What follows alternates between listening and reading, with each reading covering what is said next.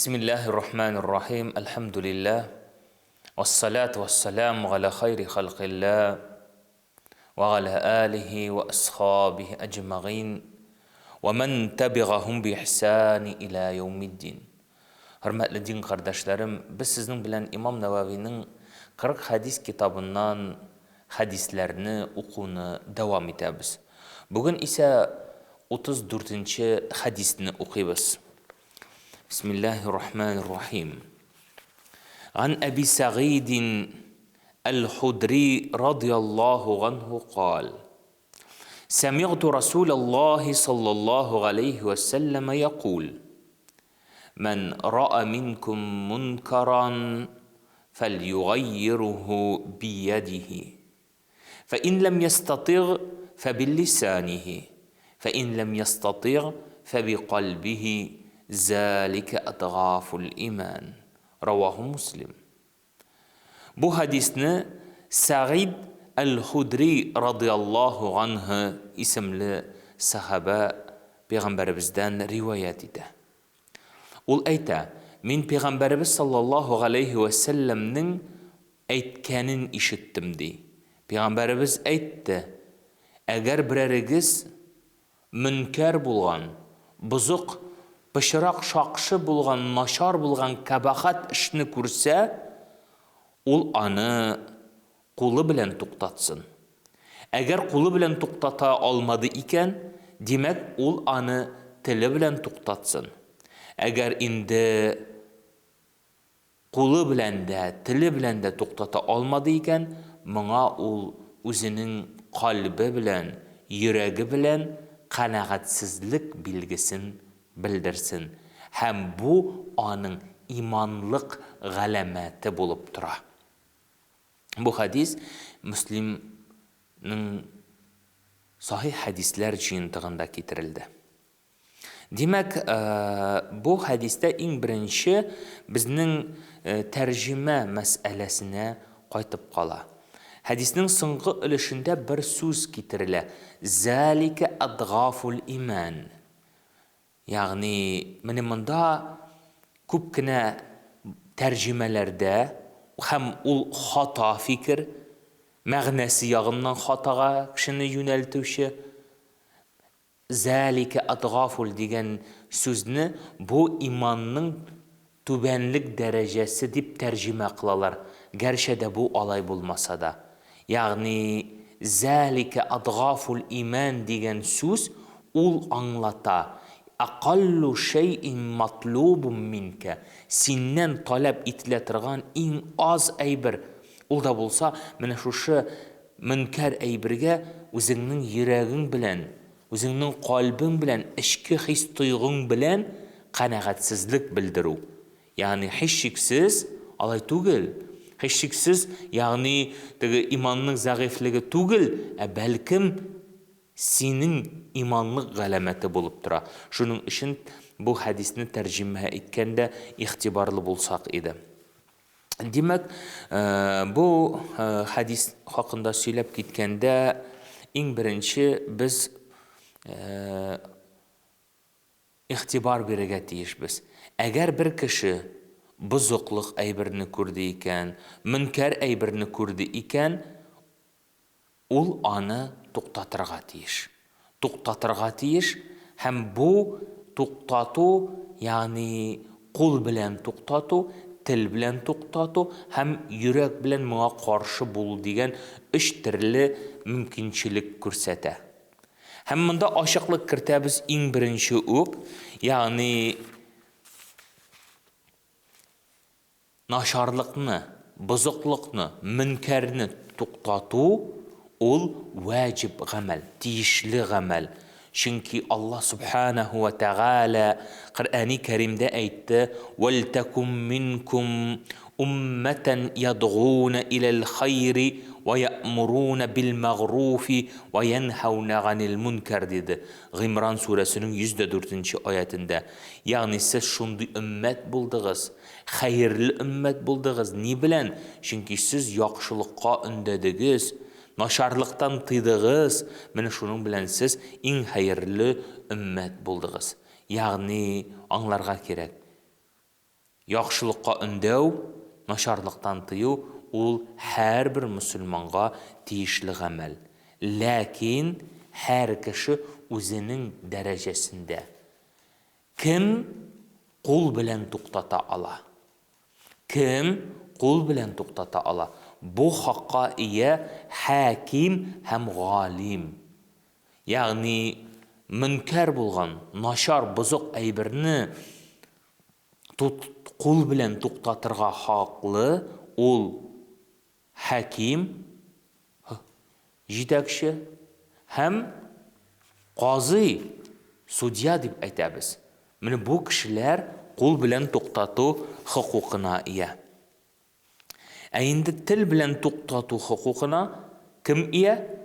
Әлбәттә, галим кешеләр генә тел белән мөнкәр әйберне туктату хукукына ия.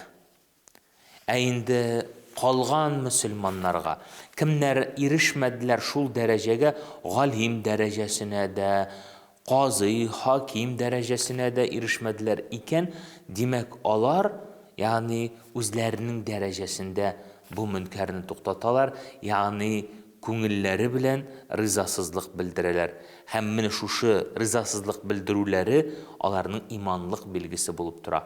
Әгәр дә кеше шуңа риза булып торды икән мөнкәр әйбергә, һәм дә инде моны туктату өчен бер нәрсә дә эшләмәде икән, бәлкем кырыйдан, читтән көлеп карап торды икән, ягъни әлбәттә ул аның газабын, аның нәтиҗәсен күрәчәк. Чөнки Аллаһ субханаһу ва тәгалә һәм Пәйгамбәрбез саллаллаһу алейхи ва сәлләм күп кенә хәдисләрендә әйтте. Ягъни әгәр кеше нашарлыкны, бозыклыкны күрә торып та ул аңа ризалык белдереп тора икән, ягъни күңеле белән ризалык белдереп тора икән, димәк ул үзе шуны татымыйча торып бу дөньядан китмәс диде. Чөнки Аллаһ субханаһу ва тәгалә Коръәни Кәримдә әйтә. Аллаһ субханаһу ва тәгалә әйтә: әгәр дә сез берәр бозыклыкны күреп тә, шуңа ризалык күрсәттегез икән, ягъни белегез, ул әйбер сезнең үзегезгә ирешми калмас ди. Чөнки Пәйгамбәрбез саллаллаһу алейхи ва сәлләм әйтә иде: "Фазаккир иннама анта музаккир", син искә төшер, син искә төшерүче генә, "Ласта алейхим би мусайтир", син бер кешенең дә теләгенә хуҗа түгелсең. Аның теләгенә син хуҗа түгелсең, ләкин син әйтә аласың, ләкин син үзеңнең уровенеңдә, үзеңнең биеклегеңдә. Әйтик, мәсәлән, син күрәсең икән, үзеңнең дәрәҗәдәге кешене син аңар әйтәсең. Син аны яхшылыкка өндисең, нашарлыктан тыясың. Һәм бу сиңа тиешле гамәл булып тора.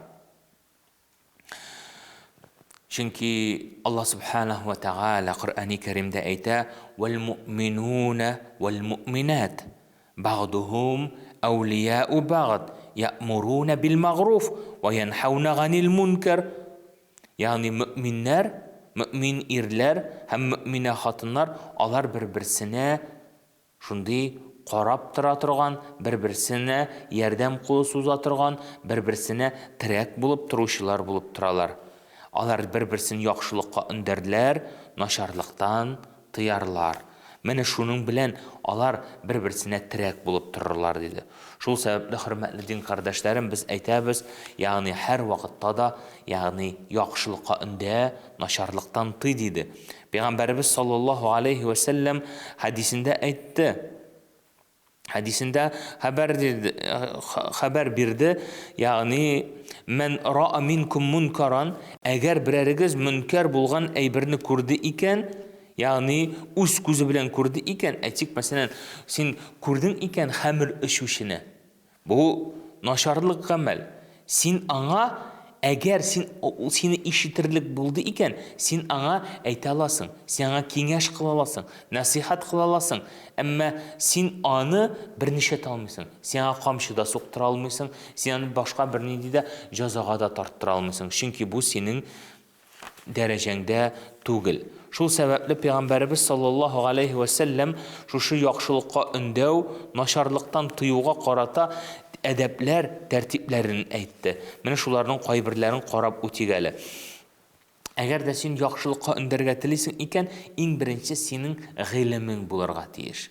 Чөнки гыйлем булмыйча торып син кешегә яхшылыкка өндәдең яки начарлыктан тыйдың икән, син нинди дәрәҗә белән әйтәсең аны? Син үзеңнең дәрәҗәңдә әйтәсең бит син яхшылыкка син, әмма дә ләкин бу гыйльми яктан түгел. Шуның өчен гыйльми яктан, гыйлем белән, ягъни нәрсәгә чакырырга, нәрсәдән тыярга кирәклеген белергә тиешсең.